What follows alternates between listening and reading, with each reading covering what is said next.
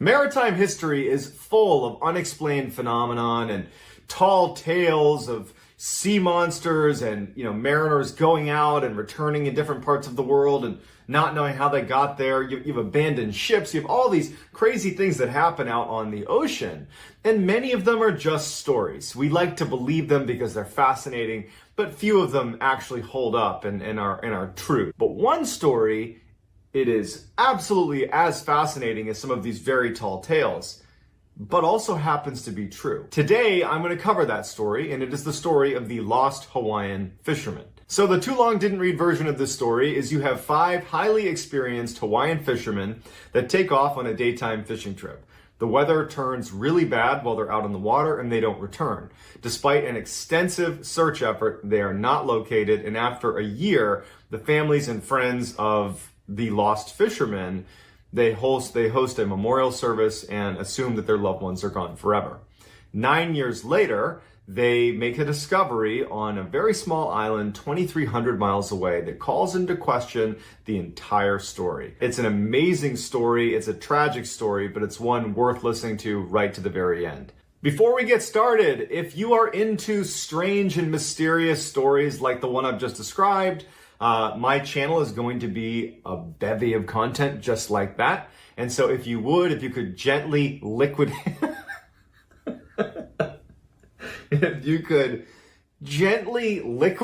I can't even say it. If you could gently liquidate the like button, if you could gently liquidate the like button and subscribe and turn on all notifications, that would be great. Scott Moorman was born in 1952 in the San Fernando Valley in California.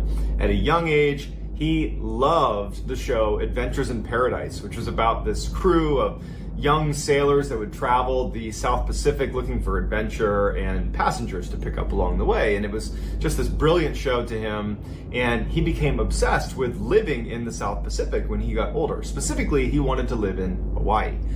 But that wouldn't necessarily happen right away because at a young age, he got married and had a son and stayed in California. But in 1975, he and his wife split up. And so he took that as an opportunity to go fulfill that childhood dream of living in Hawaii. And so he, on his own, his son stayed with his former wife.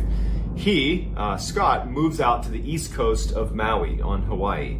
And he moves into this little town called Nahiku. Now, Nahiku was full of lots of native Hawaiians and a growing population of kind of like refugees in a way, Vietnam veterans kind of that were over living in the mainland. You have hippies and kind of earth-loving people that do a lot more partying than working. They were all kind of congregating in this same town. And Scott, he loved that culture and he quickly became a part of it. But he also, unlike a lot of the kind of hippies that made their way to Nahiku, that were part of that growing population, Scott really wanted to kind of become a part of the whole culture of Nahiku because he growing up, he loved Hawaii. He didn't want to be the others on the island. He wanted to be a part of the main culture. And so he took it upon himself to learn the sort of pidgin English that locals would use.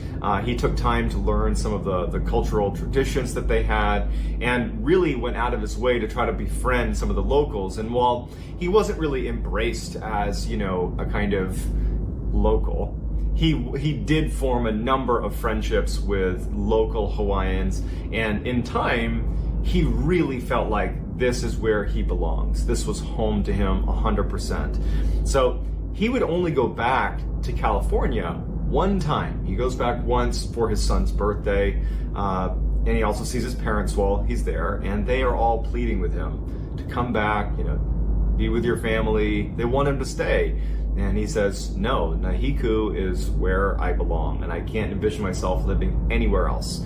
And so when he flies back after that one visit to California for his son's birthday, when he flies back to Nahiku, that would be the last time that his son, his former wife, and his parents, his family back in the mainland would see him. That's the last they would see him. On February 11th, 1979, Scott and 4 of his friends decide that they're not going to go to work that day. They all worked construction together.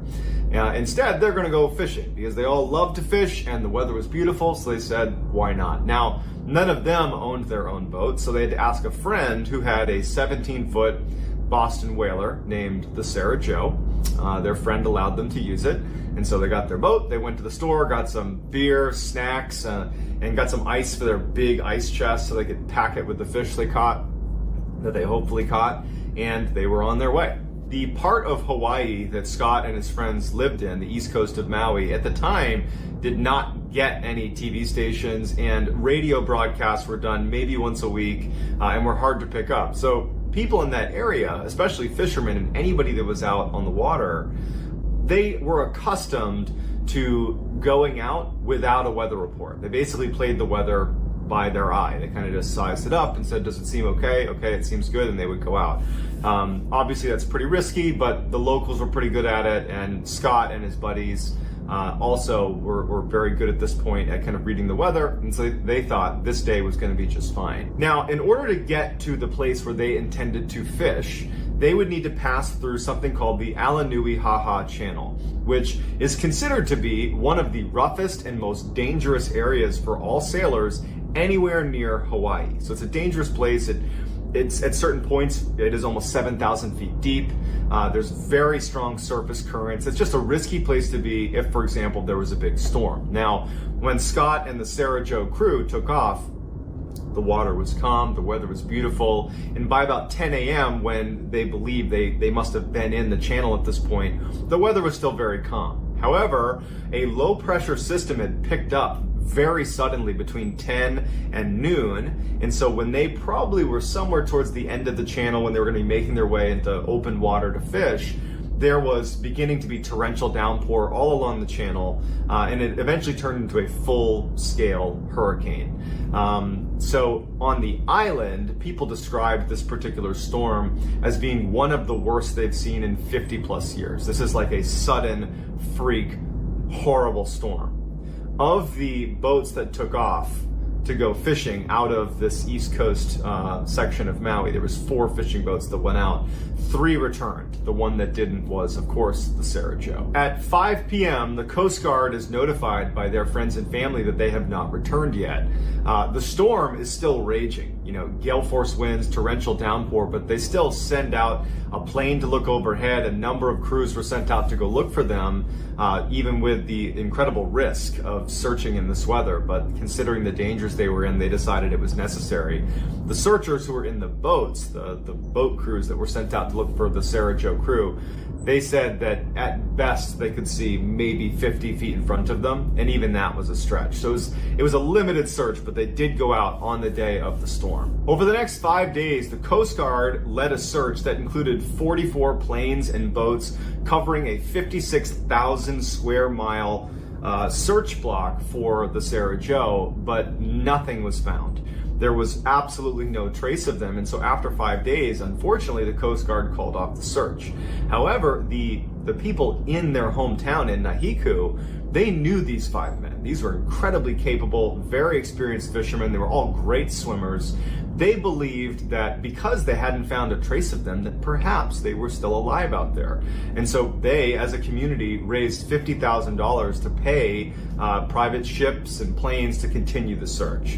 So there was an extended search that went on for a couple more weeks that covered an even bigger swath of territory, but at the end still yielded no results. The people that were doing the searching were just baffled, because when people go missing at sea, there's some indication a lot of times when they're just fishing basically right off the coast, there's some indication of what happened to them. It's rare that you would have 0% found. Absolutely no idea what happened to these 5 fishermen. 1 year after their disappearance, the families and friends decide to host a memorial and mourn the loss officially for their loved ones. It was believed at this point that they had all perished.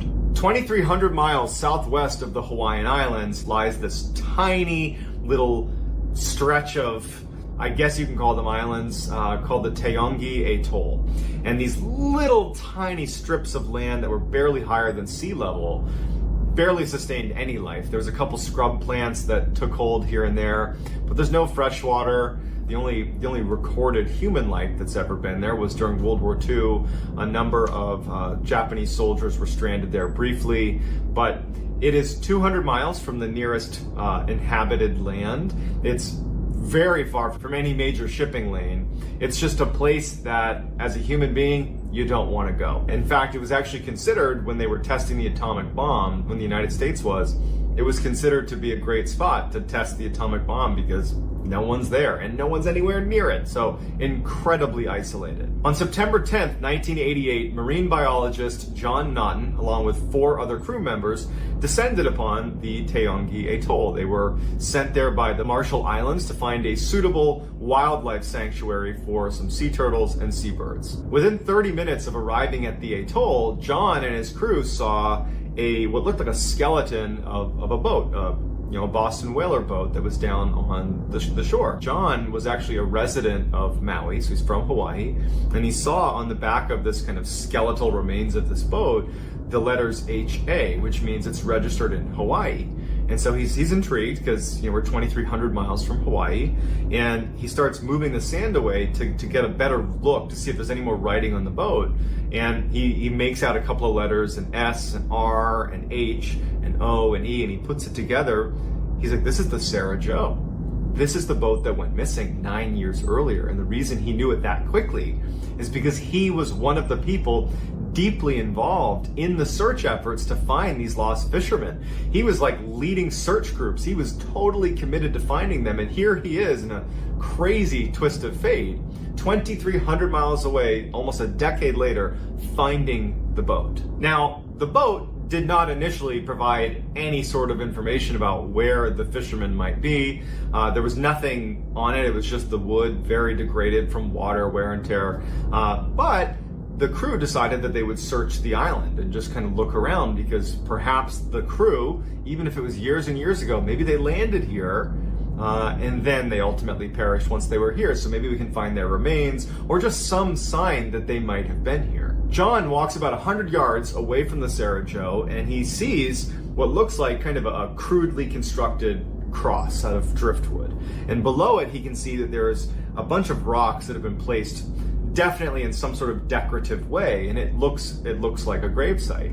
And considering what they're looking for, he thinks there's the first of the bodies that we're going to find. He calls over his crew, and so they begin kind of moving some things aside. They don't want to totally disturb the grave, just to be respectful.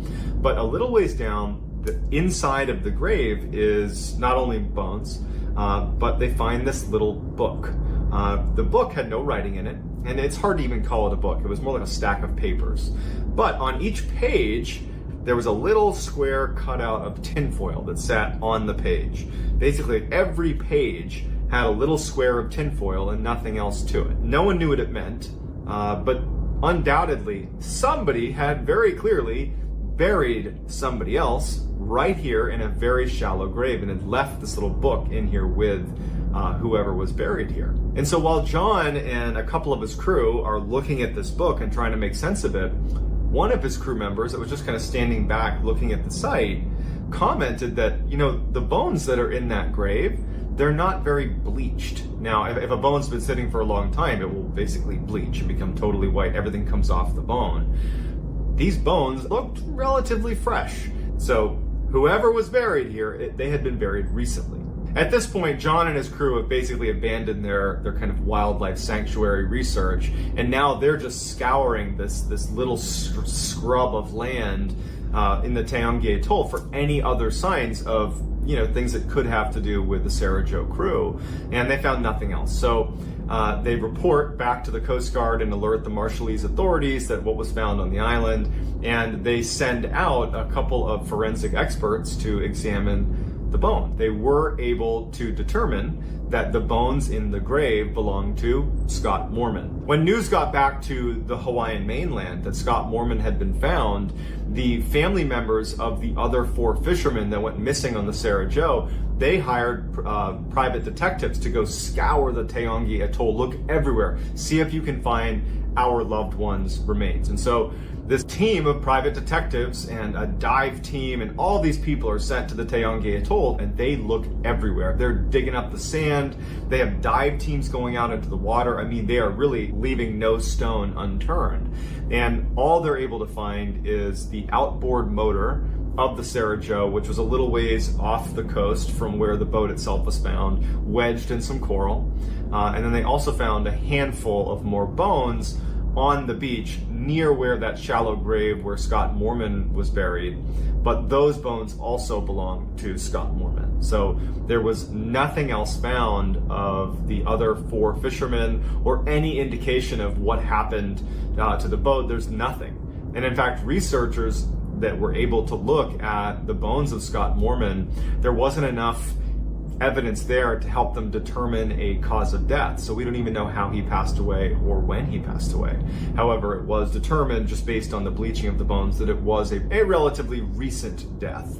I don't know what the timeline is on that, but recent is the term that's used. While it was a very big deal that they located Scott Moorman's remains on the Taongi Atoll, even though it was 10 years later, this is revelatory. This is a really big deal, not only for the families of the fishermen, but for anybody involved. This is a really big deal.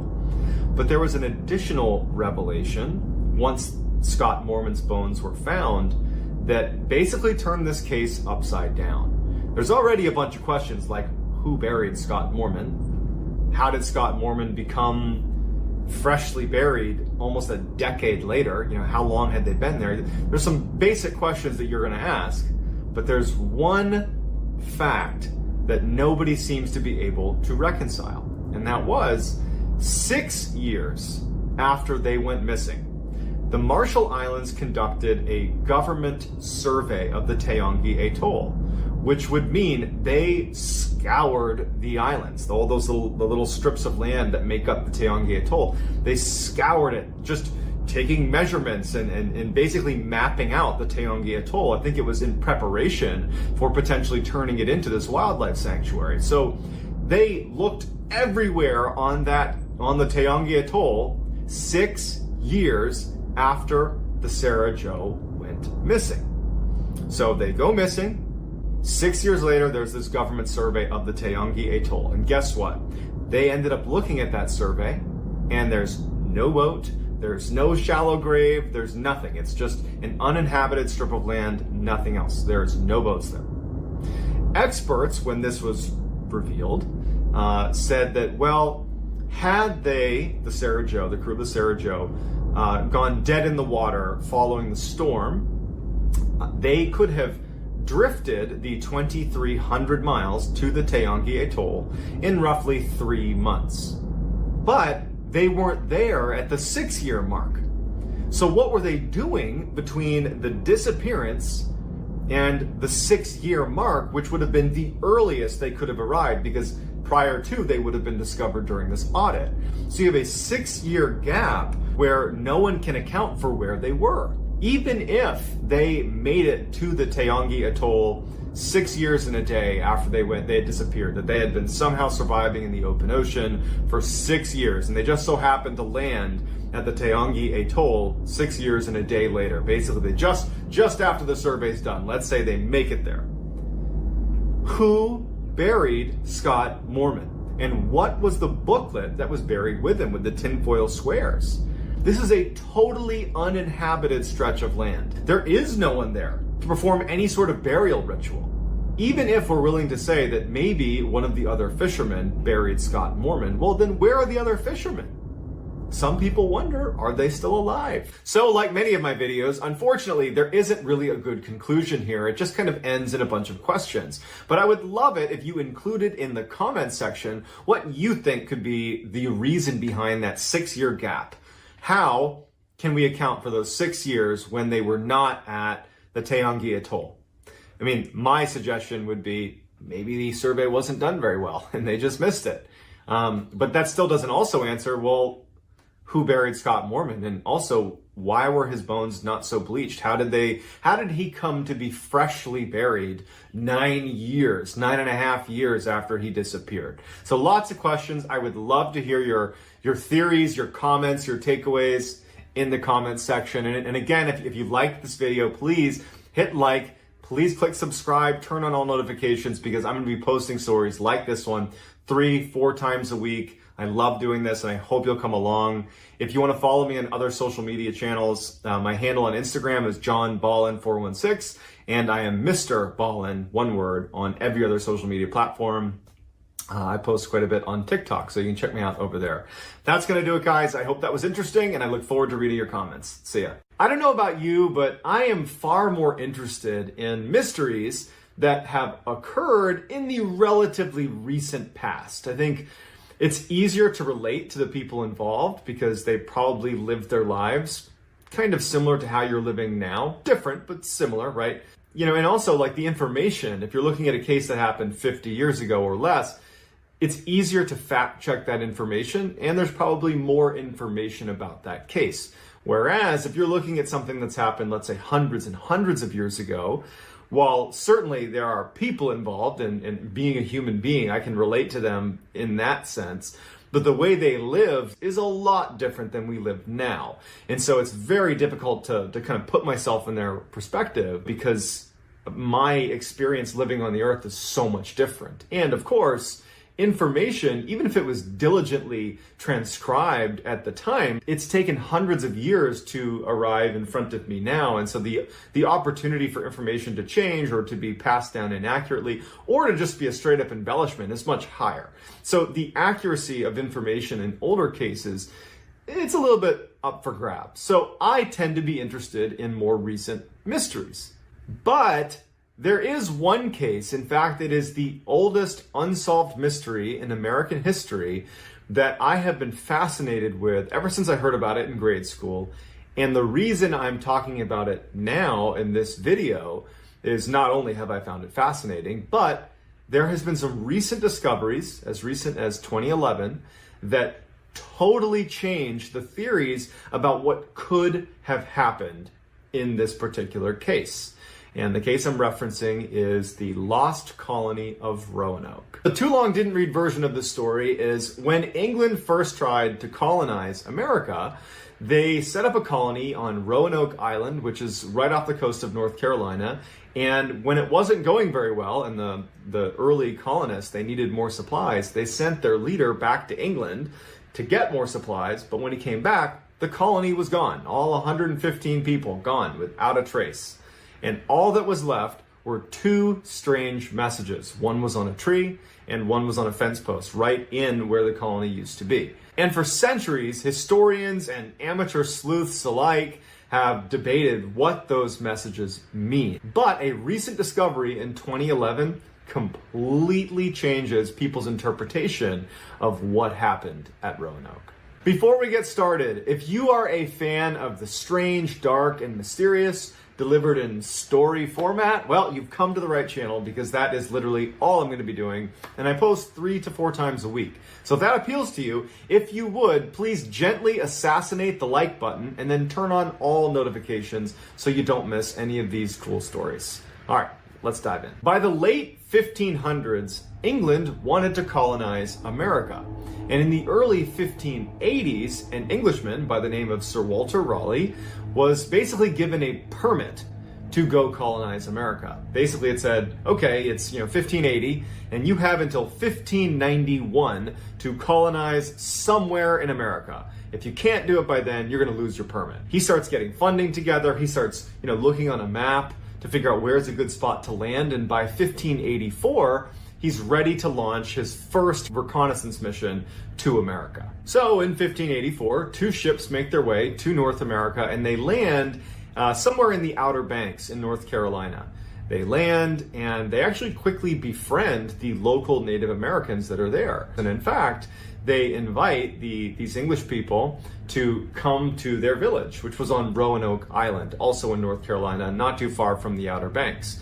And so these early English settlers are brought to this village and they're able to coexist with the Native Americans really beautifully. They're sharing trade secrets, they're learning how to hunt, they're learning how to do all the things that you would need if you were going to live in this new land. And again, they're being embraced by the local population, which was huge. So after 1 month of this reconnaissance mission, that group of early settlers is really excited about the possibilities of settling in America. So they make their way back to England, and they share their findings with Sir Walter Raleigh, and preparations are immediately began to launch an actual colonization effort into Roanoke. So 1 year after this initial reconnaissance mission, Sir Walter Raleigh is ready to launch this full-fledged effort to colonize America. And so he sends 7 ships with 600 men and supplies that were designed to last that group of people for a full year. And so everything's going beautifully. They're sailing their way over to America. And when they reach the Outer Banks, their flagship, the biggest and best ship they had that was carrying the bulk of their supplies, their food, their fresh water, it ran aground, and a lot of their supplies fell into the ocean and were spoiled. And so this is a devastating blow, and they know immediately that, well, not everybody on this fleet can actually land here. So they sent 500 men back to England and only landed 100 of the original 600 in Roanoke. Now, as soon as this second round of settlers, these 100 men, landed in Roanoke, they went and spoke with the local Native Americans. There was already good relationships built from that first reconnaissance mission, and these settlers were given permission by the local natives to build their colony in Roanoke. So they begin constructing their colony, and everything is going off without a hitch. In fact, the Native Americans were incredibly generous. They worked closely with the settlers and, did their best to support them however they could. Now, the settlers, they still needed more supplies. They didn't have this robust supply that they planned on having because much of it was destroyed in that shipwreck as they initially made their way in. So they had been promised by the 500 returning crew members that they were going to send supplies by the following winter. So they're anticipating this shipment of new supplies, and as they get closer to the wintertime, the 100 settlers that are there, they're running incredibly low on supplies to the point where they actually basically run out.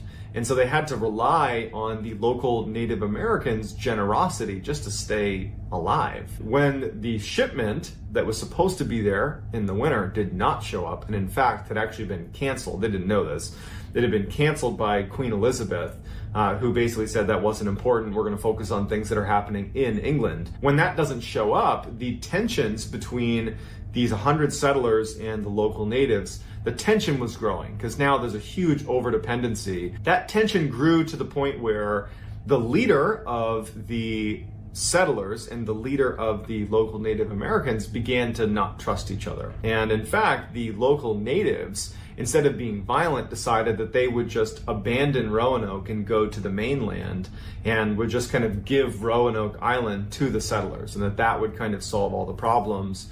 But the English settlers took their retreat as a sign that they were actually going to the mainland of North Carolina, these Native Americans, and were going to be forming alliances with other tribes, and then they were going to come back out and wipe out the 100 settlers. We don't know if that's true because what happens next is the English settlers, in kind of a fit of paranoia, they preemptively cross the water and they make it to the mainland and they attack the Native Americans that had previously been helping them and keeping them alive, and they actually wiped them out. These English settlers come back to Roanoke Island, and now the paranoia is even higher because now they don't have supplies, they don't know how to live there, they've just basically started a war, and it just so happens that an English-bound fleet was passing by the area on their way back to England, and when they stopped at the colony, the settlers were basically in a panic. I mean, at this point, they've just recently, wiped out this Native American tribe. They're freaking out about what's going to happen to them. And they were in such a rush to abandon the colony and evacuate that only 97 of them got on the ships and left. They literally left 3 people there. They said, well, they're not here for the evacuation, so we're out of here. And so sure enough, that fleet took the 97 settlers and they left, leaving those 3 settlers to fend for themselves. As irony would have it, just days after this evacuation, Sir Walter Raleigh, he had sent additional ships with resupplies and reinforcements to Roanoke, and they literally arrived like a couple days after this mass evacuation. But when they arrived, the colony was abandoned, and they didn't find those 3 men that were left there. So Sir Walter Raleigh's reinforcements just left. And then a couple weeks later, another English-bound fleet passed by Roanoke and stopped to check in on the colony, and they found it abandoned. And because they had so many people on this fleet that was passing by, they decided to leave 15 crew members at the colony because they felt like this is an English colony. It's not in total disrepair at this point, and perhaps this is going to be useful to the crown, or we can use it in some way. So they leave 15 crew members to basically guard the outpost while they go back to England and figure out what's going to happen next. So it would be months before anybody went back to Roanoke. So those 15 crew members were kind of hung out to dry a little bit. But a man by the name of John White, who had been a part of that initial failed colony in Roanoke, who had evacuated back to England, he was still eager to colonize America. And so he actually convinced Sir Walter Raleigh to launch a new expedition back to America to try to recolonize, not in Roanoke, but slightly north in the Chesapeake Bay, which was just viewed as a more fertile and just more advantageous position. And then in 1587, they send out 3 ships back to America to try this colonization effort all over again. It is important to note that unlike the first effort, which was much more kind of militaristic, it was literally 600 men that got sent to America. This time it was going to be a more kind of civilian approach, where it was men, women, and children being sent over to America to colonize. So with John White as the captain of these 3 ships, they're making their way towards America, and again, their plan was to go north to the Chesapeake Bay area. But they intended to pass by Roanoke on purpose because they knew about those 15 crew members that had been left there, almost a year prior. And so they intended to stop at Roanoke and basically have a meeting with those crew members, give them supplies if they needed it, and then make their way up to the Chesapeake Bay. However, something strange happens where the chief navigator, a man by the name of Simon Fernandez, who had navigated during the initial reconnaissance mission, the very first trip to America, also navigated for the second trip to America when they brought the 600 men, now navigating for this third trip with John White.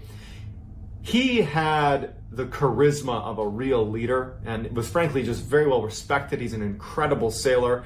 And even though John White was technically the captain, really it was Fernandez that really had the respect of all of the people on this trip to America. And so for some reason, Fernandez decided that he just didn't want them to go up to Chesapeake Bay. And instead, when they got to Roanoke to have this meeting with the 15 crew members, he just basically told everybody to get off. Like, we're not going to go north. Everybody that's here to colonize, go ahead and get off because we're out of here. And John White didn't put up a fight. I think he recognized that the pull this guy had was going to be too much. And the crew and everybody who was there just kind of accepted it. And so even though it was a total deviation, they just begin to colonize Roanoke, even though, again, that was never their plan. So as they're literally descending upon Roanoke, they're getting ready to meet with these 15 crew members who they're really hoping are still alive, but there's no sign of them. There's no sign of the crew that were left behind, and all they find is like a little pile of bones. And John White speculated that, perhaps this is a sign that the crew members were, attacked by, the Native Americans that were seeking revenge because they had been wiped out from that initial group that had been here, the initial English settlers. John White's suspicions would actually be proven true when just a few days after the 100-plus group of colonists that kind of began setting up camp in Roanoke, a man by the name of George Howe was, away from the colony a little bit, and a group of Native Americans surrounded him and shot him with 16 arrows. So it was kind of like a message to the settlers that, like, you're not welcome here. Your predecessors that wiped out an entire tribe, yeah, we haven't forgotten about that. So you're not allowed to be here. It was not a good start for John White and his new colony. Feeling like the colony was kind of doomed from the start, the colonists actually told John White, hey, if this is the way it's starting, we need more people here, we need more supplies, like this is not a good start. We are not set up for success here. You need to go back to England and get more supplies and bring them back here, because without that, we're doomed. And it just so happened that Fernandez, the guy that had kind of ditched them, he hadn't left the Outer Banks yet. He had anchored at the Outer Banks, and he was basically still available to take people back. And so John White initially was against the idea because he didn't want to be viewed as someone that was kind of abandoning the colony when he got back to England. And John White's daughter, who was pregnant, was there. She was one of the early colonists. She was there in Roanoke, and he didn't want to abandon her. But ultimately, he says, okay, I'll go. And he goes and gets on Fernandez's ship, and they go back to England. Now, unfortunately, when he got back to England, England was in the middle of a war with Spain. And so the Queen had ordered any English ship was basically not allowed to leave England because they needed to be able to defend themselves against the Spanish Armada. And so he wasn't able to leave England to go back to Roanoke, whether he had supplies or not, for 3 years. And so 3 years go by, and he finally, with the help of Sir Walter Raleigh, is able to be put on a convoy of ships that is going back to America with the necessary supplies. And so he heads off. So it's 1590, 3 years since John White has left Roanoke, left his daughter, and to go back for supplies. Now he's back, and he's got the supplies, and they get to the Outer Banks, and they get in their small boats to make their little journey up around to the north side of Roanoke so they can actually get on the island and go check out what's happening at Roanoke. And when they land on the north side of Roanoke, they start yelling to try to get anybody's attention. There's no answer. As they walk up into the woods, they notice that there are some fresh footprints right on the beach and then in the woods itself. But again, no one's coming to greet them, which is a bit of a bad omen, because if there are fresh tracks, either it's an English settler, in which case they would be eager to come see them, they'd be running out to meet them, or it's a Native American, which could mean they don't trust the English settlers, right? They don't want to show themselves, or they don't want to be seen, which is also kind of ominous. They start moving in to where the Roanoke colony was, and they see 3 letters on a tree. It just says CRO on a tree as they're making their way into the colony. And again, they're yelling the whole time, trying to get anybody's attention, and no one's calling out. There's no sign of life anywhere. So they see CRO on the tree, and then they keep moving closer, and now they break out the colony. And the colony, when they left, had not been heavily fortified. Now it was very heavily fortified with big pikes, basically like wooden pikes lining the outside of this basically looked like a fort. And on one of the wooden posts that was kind of fortifying the outside of Roanoke was the word Croatoan. There is not only nobody inside of this heavily fortified colony, this kind of fort, if you will, it looked like no one had been there in years. The grass was overgrown, basically anything of value had been looted effectively. The only things that were left were like really heavy objects that would have been difficult to move. But there was also no sign of a struggle. There was not like human remains anywhere. There wasn't a clear sign of struggle. I mean, obviously it's this well-fortified area, which leads you to believe that they were at least anticipating some sort of attack, but there was no sign of a struggle. They're just gone. John White, he would write about this experience when he arrived and just discovered the colonies vanished, 115 people just gone, right? He wasn't actually concerned because the writing that he saw on the tree and on the wooden post to him meant something really specific. Before he left to go back to England to get the supplies, he had spoken with the people that would be staying there and said, look, if you need to abandon Roanoke for any reason, we need to have a system worked out to where if I come back and you're gone, I need to know what happened. And so you need to leave me a clue. You need to write a clue somewhere of where your destination is. If you're going by choice, just write the destination. If you're being forced, write the destination with a cross. And that will, to me, signify that you've left in distress. And so when he sees Croatoan and Crow on the tree, To him, that just means, oh, well, they must have relocated to the island of Croatoan, which was 50 miles to the south. He would detail in his notes that before he left Roanoke in 1587 to go get those supplies, he said that the settlers had been talking about leaving Roanoke, abandoning Roanoke, and moving 50 miles north to the mainland, not 50 miles south to an island. The concern was the island was isolated and not a good place to have a colony, and so they were talking about leaving it.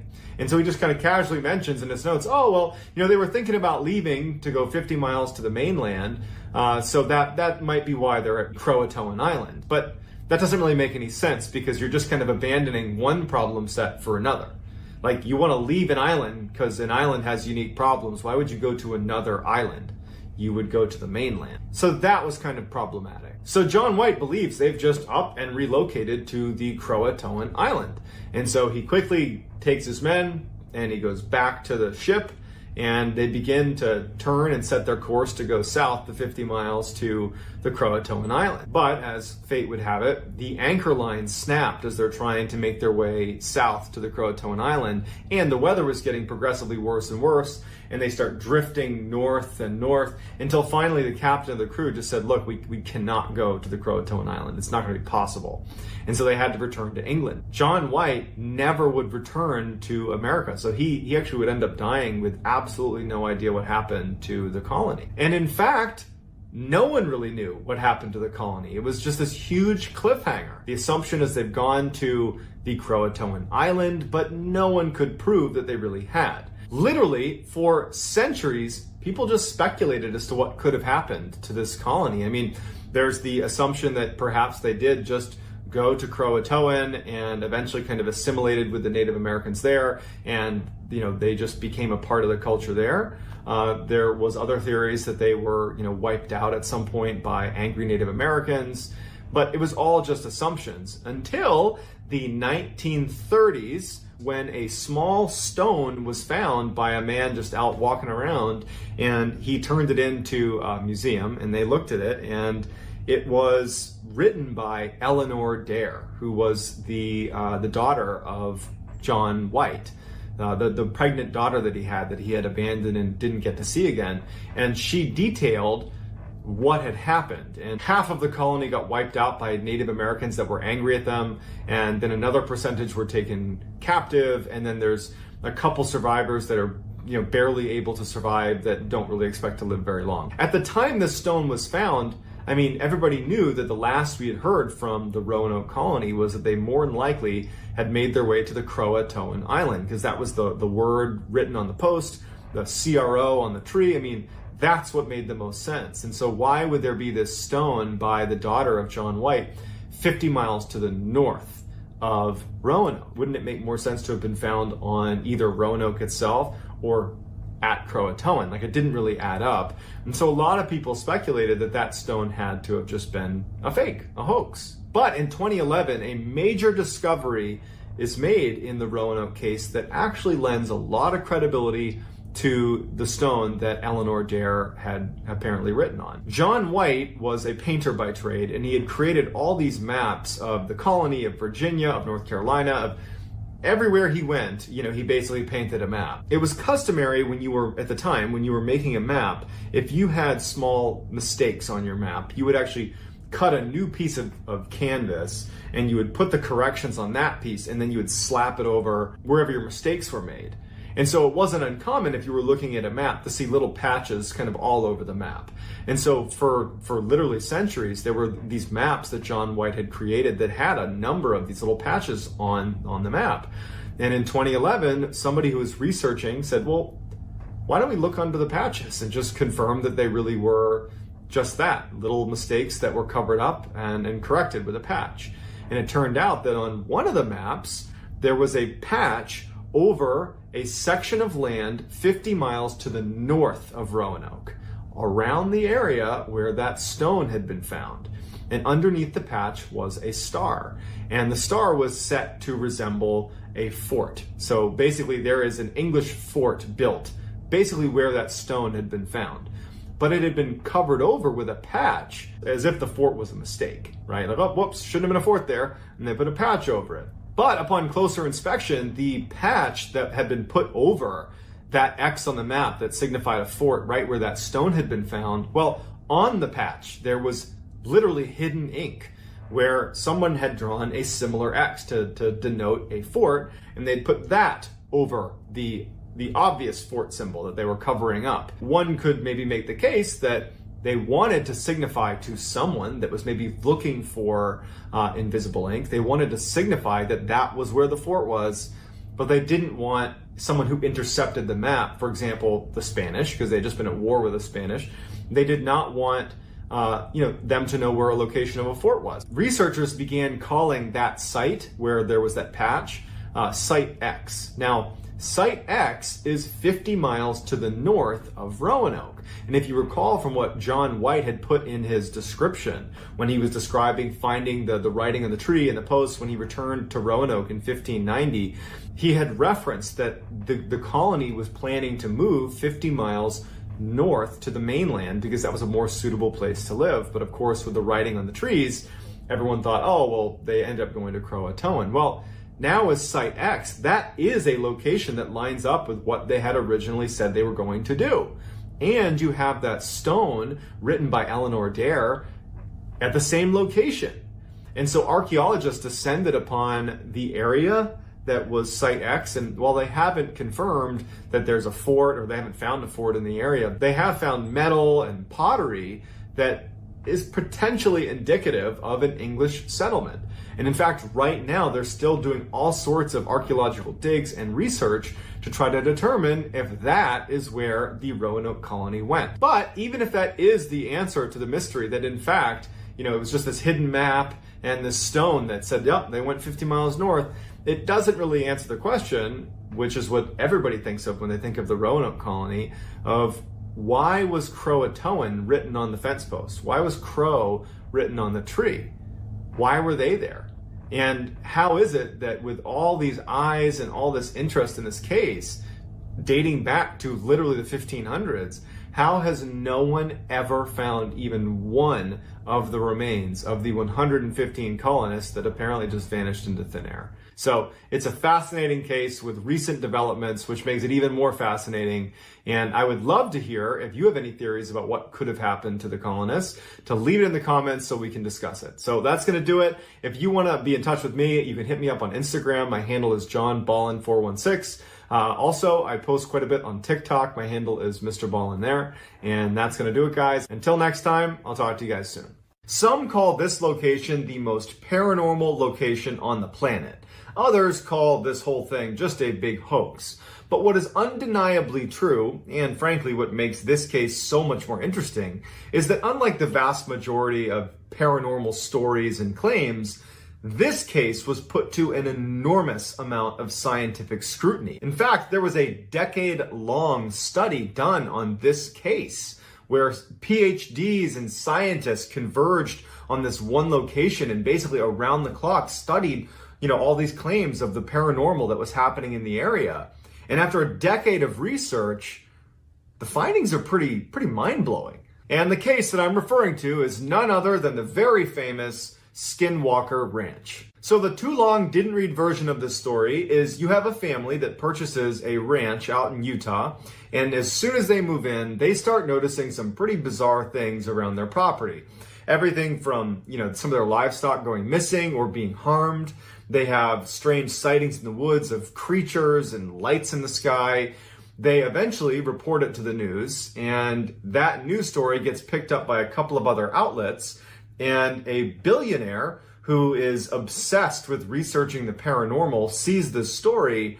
He buys the property and installs an entire team of scientists and researchers to basically try to figure out what was happening at this ranch. And they spend 10 years studying this ranch. The outcome is, well, turns out some strange things really were happening there. Before we get started, if this type of content appeals to you, the kind of strange, dark, mysterious content delivered in a story format, Well, if that appeals to you, that's what my channel's all about. And I post 3 to 4 times a week. So if that appeals to you, please gently ransack the like button and then turn on all notifications so you can get all of my content every time I upload every week. All right, on with the story. In the northeastern corner of Utah lies a 500-acre plot of land, it's all desert, where a ranch sits, and that is Skinwalker Ranch. It was built in the late 1800s, early 1900s, and it was actually built on a piece of land that had apparently been cursed. Prior to its construction, the Navajo tribe had a feud with the Utes Native American tribe. The Utes were selling off other Native Americans that they would capture. They would sell them into slavery to the United States. And so the Navajo, who had previously lived in the area where this ranch actually was built, they were forced off their land as the Utes came in and were rounding them up and selling them into slavery. Then before the Navajo left that area, they cursed the land with what's called the Skinwalker curse. The idea was they were going to torment the Utes tribe for the hardships they had inflicted on the Navajo. The Skinwalker curse, legend has it, is this curse where these witches descend on the area and take the form or wear the skin of various predatory animals in the area, namely large wolves and foxes. They inhabit those bodies and terrorize anybody in the cursed land. At some point, this ranch is actually built on the land that had apparently been cursed. It wasn't until many years later when owners of that ranch started seeing predatory animals doing some very strange things in and around their property that they did some research on the area, learned about this curse, and then before long, the nickname had stuck. In 1994, Terry and Gwen Sherman purchased Skinwalker Ranch. It had actually been abandoned by the previous owners for the last few years, so when they purchased it, they got it for way below market price. So they are just so excited to be moving in. They breed cattle, and so they had 500 acres to let their cattle free roam. It was like the dream purchase for this family. And so when they finally do move in, like the day they move in, they don't really care that the grass is overgrown. It looks like things are kind of in disrepair. And in fact, when they go into the homestead, like the actual house on the property, they were so excited about everything that they kind of overlooked some of the strange things that they immediately noticed about the property. They go inside and every window has a deadbolt on it. The inside and outside of every door in the house, not just the doors leading outside, doors leading between rooms had locks, the front and back side. They noticed these big pikes that were driven into the ground at the front door and back door of the property with massive chains stringing off of them, which looked like pretty powerful guard dogs had been there. They're thinking to themselves, well, this is a huge piece of property. Perhaps the previous owners are a little bit paranoid because they're kind of isolated. And so they didn't really raise a red flag when, to be honest, had I moved into a property where every single door and window had multiple locks on it, they had these big guard dogs, I'd probably ask a couple questions. But you know what? Terry and Gwen, they're just so excited about this purchase that, again, they kind of just overlook it. So on the day that they are moving in, Terry and Gwen have some family members over to help them offload trucks and move stuff into the homestead. And it's during this process as they're moving things out of the truck into the house. And again, you got to remember that the house is situated like right in the middle of the property, and you can see in every direction basically unobstructed because it's basically open desert, with the exception of a couple areas that are, basically forests. And as they're offloading some of the stuff into the house, Terry looks out at one of these tree lines and he notices this huge wolf, or what looks like a wolf, pretty well off in the distance, kind of meandering its way over towards them. But it's far enough off that this is not enough to be totally worried about it. After all, Terry was a rancher and his family were fairly rugged. They carried weapons and they were used to, protecting their livestock from predators. So this was not a, oh my goodness, I can't believe a wolf is near us. It was more like, okay, let's make a note that there's a wolf walking towards us. And so Terry he tells his family, hey guys, just so you know, there's a wolf coming towards us right now. And the whole family is now standing near the truck and they're watching this wolf. And Terry recalled as he's staring out watching this wolf, it's kind of almost walking in like a snake, like a serpentine path towards them from hundreds of yards out. It's still quite a ways out. Terry notices that there was a fence that was out where this wolf is. And the fence was pretty big, and the spaces between posts were about 6 feet. When he had a good look at the wolf next to the fence, he could tell that the wolf was at least 6 feet long. And he was thinking, are my eyes playing a trick on me? Like, that's an enormous wolf. That's the biggest wolf I've ever seen. But the wolf wasn't acting angry or aggressive. It was just kind of skulking its way towards him, very nonchalant, broad daylight. And at some point, Terry and the family, they're standing behind the truck, and Terry said that they all had this feeling that the wolf was not going to harm them. And the wolf got about 100 yards away, and Terry and his family are transfixed. And he even said he didn't understand why they weren't scared or why they weren't, running away or shooting at it or something, but they didn't. All of them are just standing there watching this wolf that's massive. And the wolf is wagging its tail and acting like a domesticated dog. The wolf comes over and goes up near Terry's father, who was there helping unload some of the gear they had. And Terry's father just kind of reflexively reaches out to start petting this.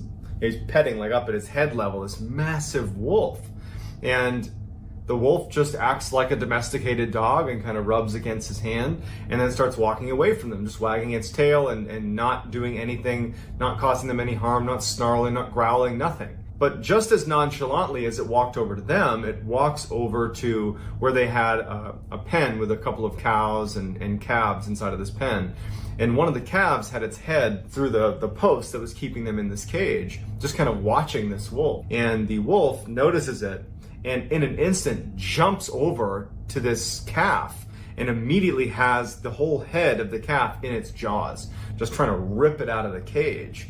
But it can't get it to squeeze through the cage. And so all of a sudden, like Terry and his family are broken out of this weird trance, and Terry starts firing shots at the wolf. It strikes the wolf and has no impact. They run over, they start hitting it with the back end of an axe. They're trying to get this thing off of the calf because their livestock, that was their livelihood. And these are rugged people, and so they're trying to fight to save their property, to save their cows. And the wolf is just totally unaffected.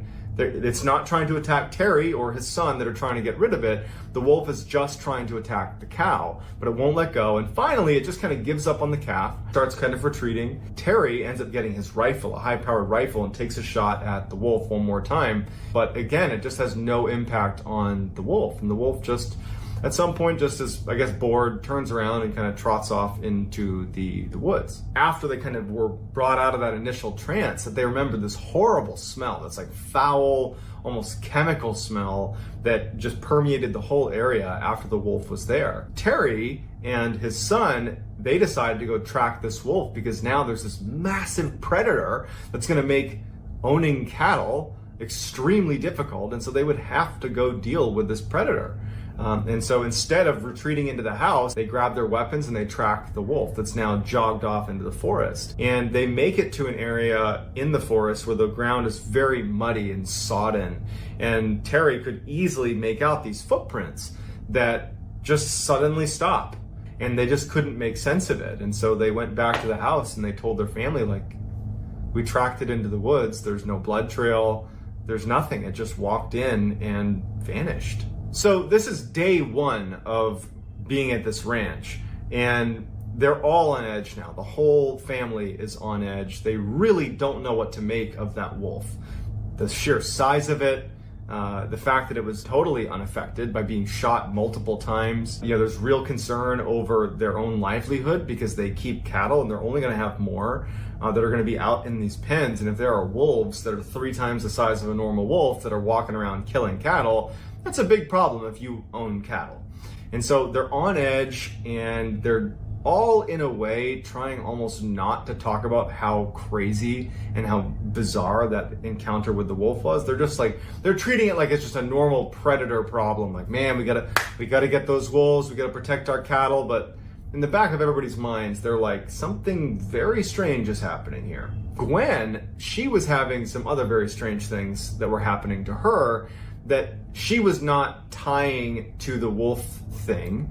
She was just noticing a couple of distinct things that were happening to her that made her think that she actually had a very real, medical problem, that she had true memory issues. Because 2 things happened. One, in that first week, she had gone to the grocery store, and when she came back, she put the groceries away, and then she left to go to the other room, and when she came back, all the groceries were now back in the bags. And so for like 20 minutes, she's just sitting there like dumbfounded with, did I put the groceries away? Same day, she goes to take a shower, and she hangs her towel in the bathroom like anyone would, and she takes a shower, and then when she gets out, the towel's missing. And she's like, she gets another towel and she towels off, and then she finds the towel hanging up in a closet on the other side of the house. And so between the groceries and the towel, she's like, is there something wrong with me? Am I like having a stroke? Am I having a medical issue here that I'm like literally losing my mind? And it wasn't until Terry actually had a similar experience that she started to wonder if this had to do with maybe the strangeness with the wolf, that maybe there's just something odd happening about this property. And it was Terry, in that first week, he had been digging holes for a new fence. And he had this big fence digging tool. It was about 70 pounds that he was using to dig the holes for the fence. And so he had taken a break after making a bunch of posts for this fence, he took a break, left his fence digging tool, at the last place he had dug a post, and he went in to grab a bite to eat, came back out, and his fence digger is missing. And initially, he just goes into the house and he's like, hey, to his wife, to his kids, like, did you guys move my fence digger? Like, do you know what happened to it? Like, where is it? It's not out there. And they're like, no, we've been in the house the whole time. I have no idea. And so they couldn't find it. And a week goes by, and he's out patrolling his property looking for wolves. And in the tree, like well away from where he had been digging the post before, in the tree, his fence digging tool that's 70 pounds is like 70 feet in the air, strung up in this tree. So Terry comes back to the house and he tells his family about the fence digging tool being in the tree. And that's when Gwen tells Terry about her experiences with the groceries going back in the bag and a towel being moved around the house. And everybody in the family starts to really start being scared. We can't explain what's happening on this property, and we're very isolated.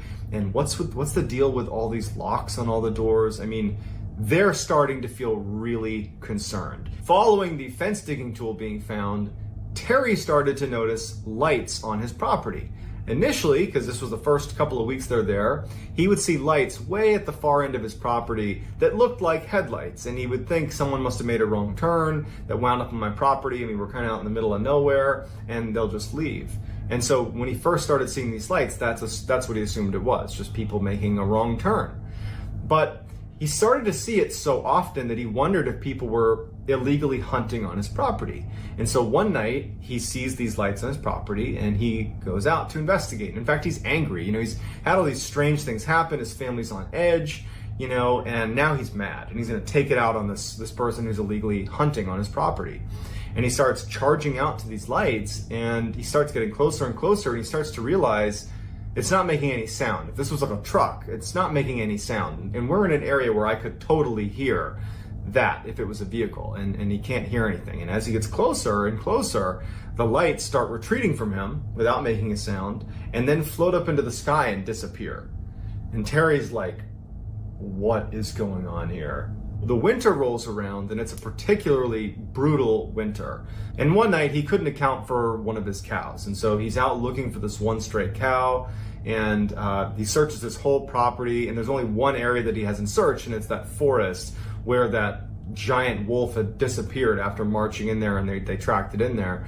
And so he goes in there, and as soon as he gets to the tree line, he notices there's a bunch of footprints from what looks like a cow. And he's relieved because it's probably his. He follows it into the woods, and much like the wolf that had just disappeared in that muddy, sodden area in the forest, in the same spot, the footprints that appeared to be this cow had also just, disappeared. And then over the course of the remainder of the winter, that would happen 4 more times. The animals would run away and just disappear without a trace. By the end of the winter, after all these animals have just mysteriously disappeared, Terry and his family, but Terry in particular, has really gone into full paranoia mode. He, at night, would just stalk his own property, hiding behind bushes with his weapon, and hope to see what was taking his cattle. And so one night, as he's doing another fruitless search around his property, he catches out of his periphery what looks like a kind of mass of something moving around in the trees near his property. And at this point, he was kind of obscured by some shrubs and some plants. And so he kind of crouched down and looked out at the tree line. And he sees in the tree line this like strange shape kind of moving about inside of the trees. And he would describe the mass as looking almost like a stealth fighter jet, but really small. And it was making no sound, and it was hovering about 20 feet off the ground. And he's crouched down, not making a sound, watching it. And it's just kind of like moving around the tree line, and it has these lights that it looks to be kind of scanning the ground. And it's just kind of moving around, it's shining these lights, these multicolored lights in the ground. And Terry moves a tiny bit to get a better angle on this thing. And he makes the tiniest of noises against the brush, just like a tiny little, barely audible sound. And this mass that's pretty far away, the lights immediately turn off, and it angles itself so it's facing directly at Terry. And Terry can feel it right away that it's heard this tiny little sound he's made, and now it's staring directly at Terry. And Terry's like terrified, and he's looking at this thing, wondering like, oh my God, like, is it gonna come take me? Like, what is this? Is this the thing that's been taking my livestock? And he's terrified, and he's staring at it, and it just flies away. By the spring of 1995, things have gotten really, really bad for Terry and his family. Now, not only are they losing livestock inexplicably, but they're showing up. The actual cows themselves are showing up back on their property, hours or days later, just kind of in random locations on the property, and they look like they've had surgery done, like precision cuts, and pieces of them are missing. And in addition, some very strange things are happening at the house. At night, they would see these entities walking around their property, these humanoid, they described them as having no expression, just walking around their property. And sometimes they would walk right up to the glass, put their hands on the glass and look in, but there was no face. And like Terry and his family, they had blinds down, and they would use the deadbolts on every single door and window, but they could hear them rapping at the glass, and they could hear them communicating in a language they didn't understand right outside of their house. And this became so regular that it was almost impossible to sleep. Terry's kids started performing very poorly in school because they weren't sleeping. Terry's wife, Gwen, she lost her job at the bank because she wasn't sleeping, and she was like delusional. They were all just at an absolute breaking point. Terry is now feeling totally disheartened. One night he's sitting on his porch with his rifle, and he notices out on the horizon a new phenomenon. He was used to seeing the lights on his property that would be off in the distance that would disappear, and he had previously seen that kind of like fighter jet thing that was scanning the area. Like, those were two types of lights he would see, but there was a new light he saw as he's sitting on his porch. It was almost like this orangey orb that appeared off in the distance. Since he had his rifle with a high-powered scope on it, he just lifts up his rifle and he looks through his high-powered scope, and he zooms in all the way, and he can see that this orb, he describes it as a portal. That as he's looking at it, it has almost like an oval shape to it, and even though it was nighttime, in the middle of the orange orb is this blue sky. It's as if he's looking through a portal into another world where it's broad daylight and there's a sky. And he doesn't know what to make of it, but he can see that a black figure is crawling out of this portal into his property. And it looks just like the black entities that were kind of basically walking around his property at night. In addition to these figures that are crawling, like imagine that scene from The Ring where the girl crawls out of the well. They're crawling out of this portal into his property and then scurrying away into the tree line. And he sees weird craft as well coming into his property through this portal, and then the portal shuts and disappears. Following this night with the orange portal, Terry started to notice blue orbs that he and his family would say were the worst and most terrifying thing of all of the things they experienced. And considering they had tall, featureless black humanoids peering in their windows and rapping on their windows, that's saying something, okay? So a blue orb started showing up on their property, and the way they described it, Terry and his family, was whenever the orb came near you, it gave you this extreme sense of anxiety. It was almost like it was emitting this feeling that you automatically got, where suddenly you were unbelievably anxious and terrified of the blue orb. And then as soon as it left, you would, not be anxious anymore. And so one night he's sitting on his porch like he had begun doing, and he sees this orb show up on his property.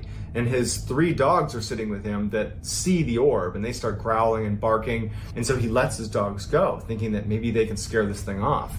And the dogs take off running towards this blue orb, and they chase it, and you can see the orb, Terry can see the orb that starts to kind of retreat. And he's thinking, oh my goodness, I finally won something.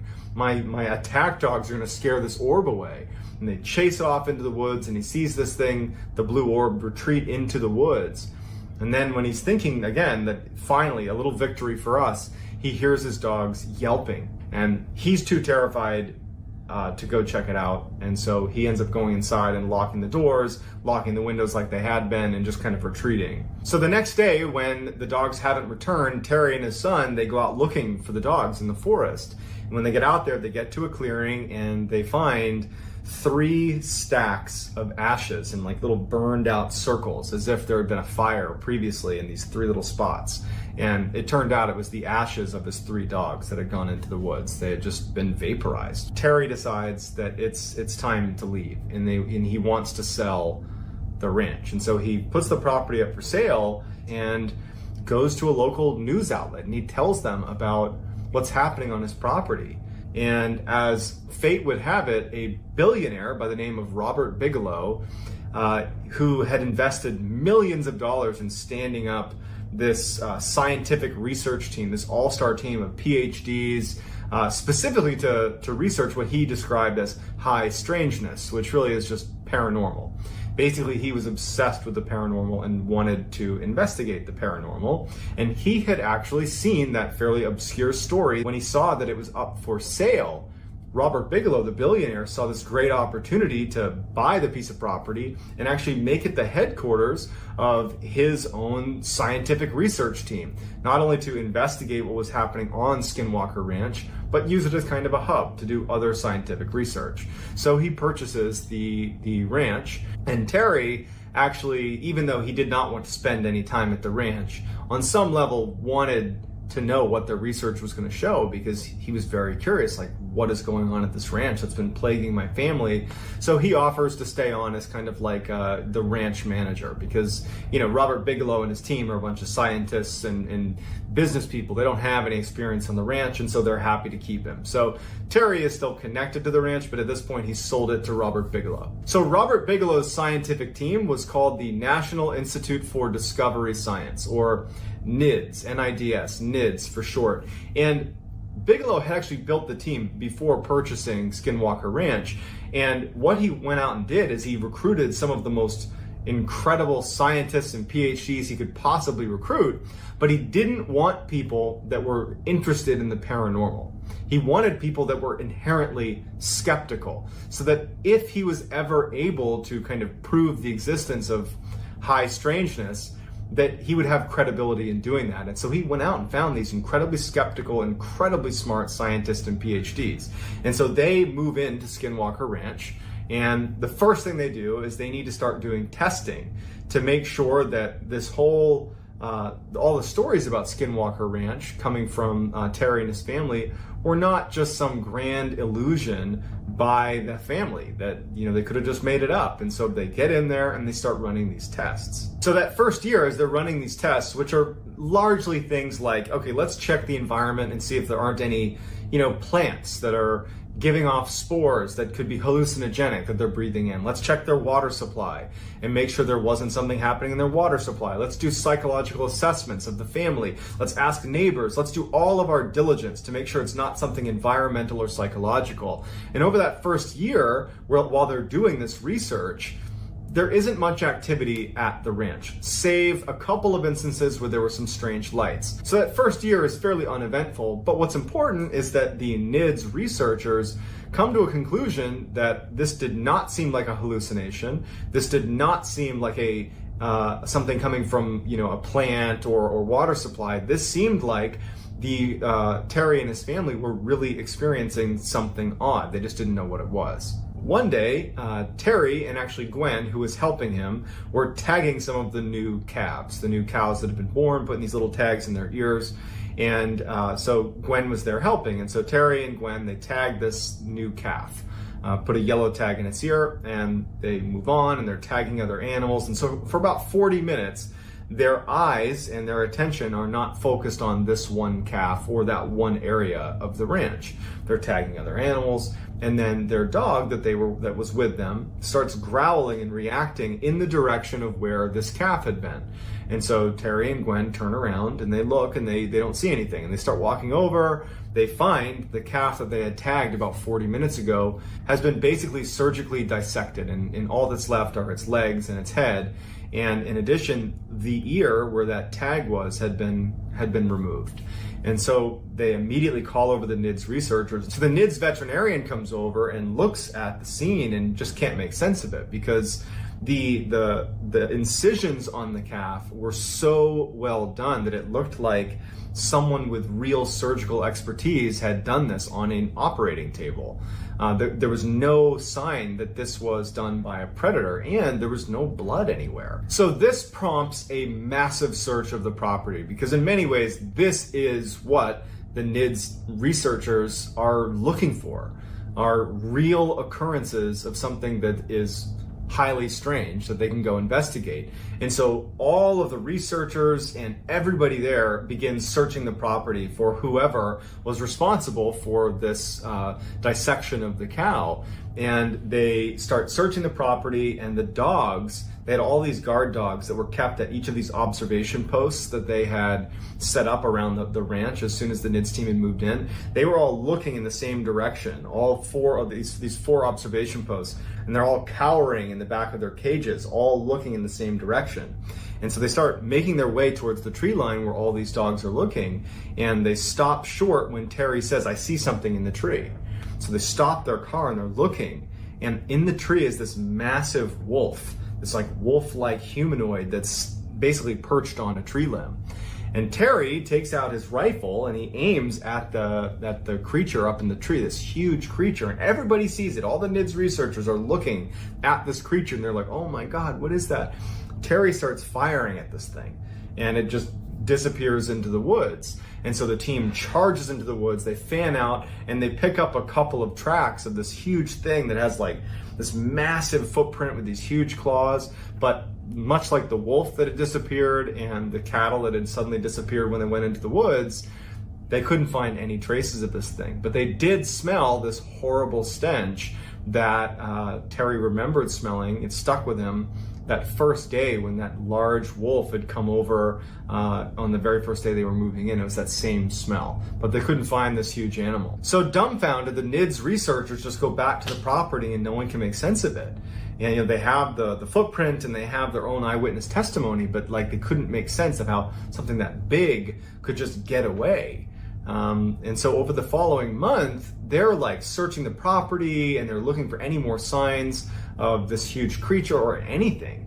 The only thing they noticed is that the guard dogs consistently stayed in their kennels and did not want to come out. They were acting like they were kind of being hunted, and they were they were cowering quite a bit, and they were scared to go out in the open, but they couldn't find anything. So it was around this time that Terry and Gwen are kind of back to doing work around the ranch, and one day they're driving off to one section of the ranch and they pass by the corral where 4 of their prized bulls were. These are very expensive animals that are all in this enclosure. And so they drive past and they take a mental note that they're seeing these bulls in this enclosure, and they drive off to the other side of the ranch where they're doing some work, tagging animals and, building fences, whatever it is they were doing. But when they come back and they round a corner where they're first able to see that corral of bulls again, they are like, where are they? Because the bulls were not in their enclosure and they weren't anywhere.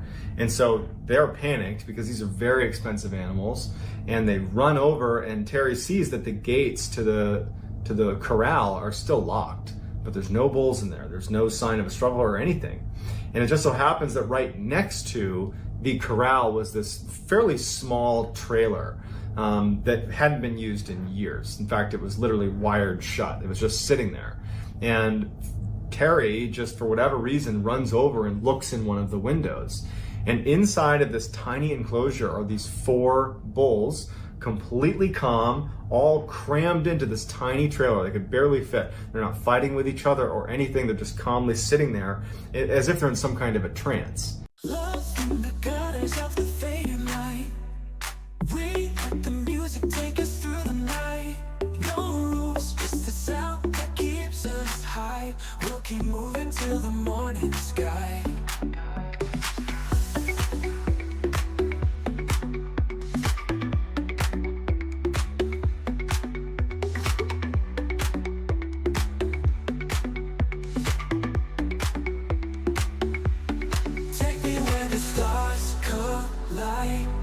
We're flying on this endless ride. Through the shadows we ignite. Feel the rush, we own the night.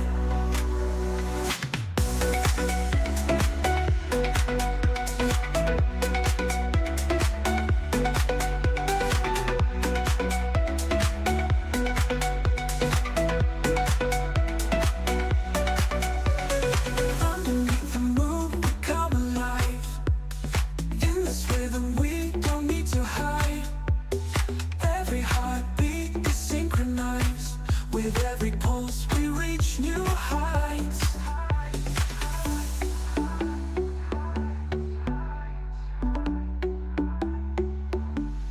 Take me where the stars collide. We're flying on this endless ride. Through the shadows we ignite. Feel the rush, we own the night. Underneath the moon we come alive. In this rhythm we don't need to hide.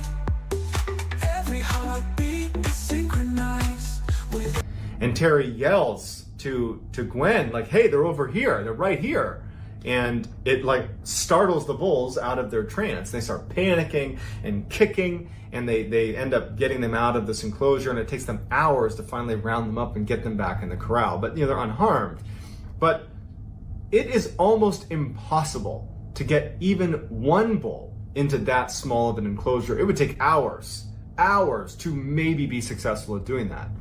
To get 4 bulls into that enclosure was pretty much impossible. And to do it when they basically were calm after they were in there is also somewhat impossible.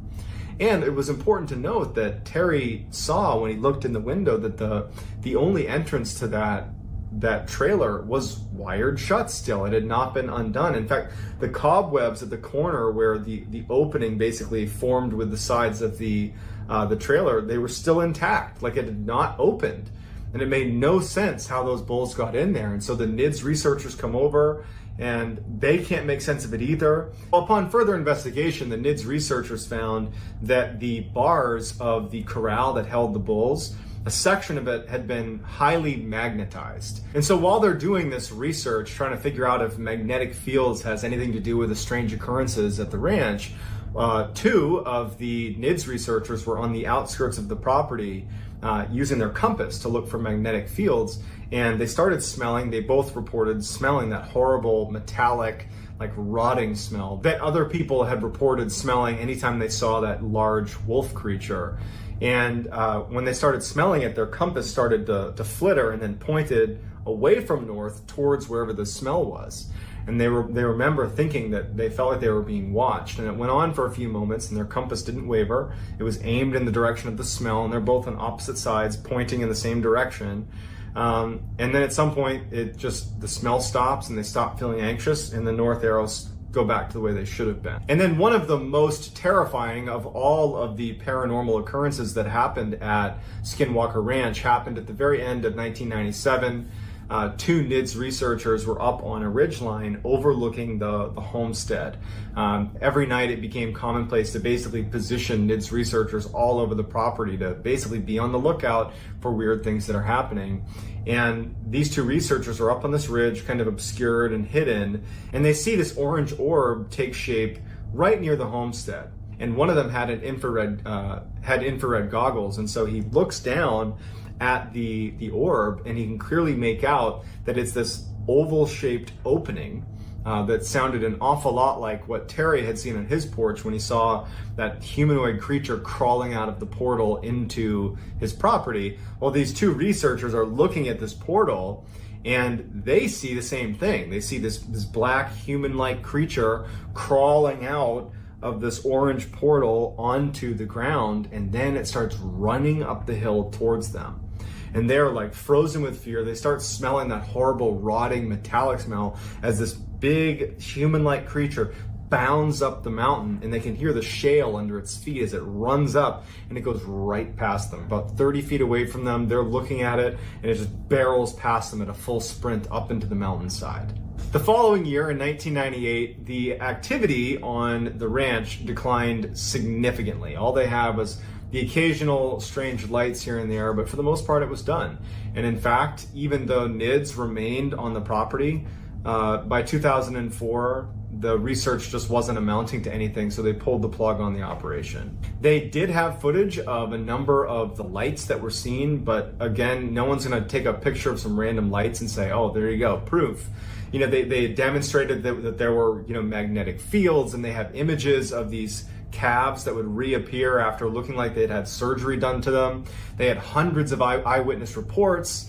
You know, they have all this information, but none of it was really definitive proof, which was very frustrating to Robert Bigelow, to Terry and his family. And the way they described it is they felt like they were dealing with an entity or a group of entities that were just consistently one step ahead of them, that they could catch glimpses of what they were doing, but it was never enough to really understand what was happening. They never felt like they were in control. It was always clear that this entity or these entities were in control of the situation, and they never were in a good position to really record hard data or get good footage. Not to mention, this is 1998, this is the late 90s. No one just had, like, you know, an iPhone they can pull out and snap pictures. You had like real cameras. And so the best they could do was some pictures of light and some of the animals that had been mutilated. There's been numerous books put together by some of the people that were a part of this NIDS research team, and to this day they believe that what they saw was a result of some paranormal activity. And to this day, many people believe that this is one of the most credible instances of paranormal activity occurring. So I'd love to hear what you think in the comments, whether you think this is a total fact or a total hoax or somewhere in the middle. I'd love to hear about it in the comments. And if you want to get in touch with me, you can message me on Instagram. My handle is JohnBallen416. Also, I post quite a bit on TikTok. My handle is MrBallen. And that's going to do it, guys. I hope you got something out of this. And until next time, that's going to do it. See ya.